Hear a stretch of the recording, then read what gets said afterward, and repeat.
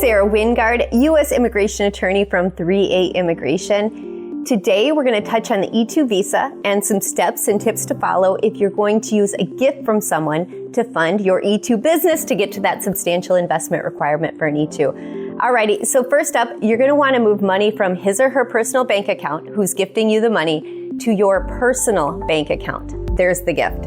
All right, next up, you will then transfer the funds from your personal bank account to your E-2 business account.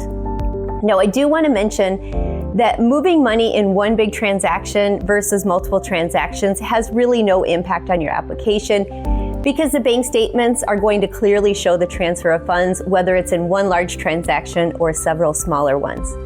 All right, you're also going to need to provide proof of income from the person who is gifting you the money because we need to show that the funds are coming from a legal and legitimate source.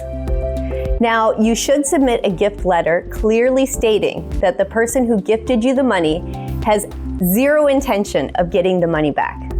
Your letter will also want to clearly state that the person gifting you the money will receive no benefit and they will have no involvement in your business because, again, it's a gift. They're not purchasing something. Now, you do want to make sure that that gift letter gets notarized as well. Another important thing to note is that if you're using an escrow account, you will need to have the escrow statement notarized as well.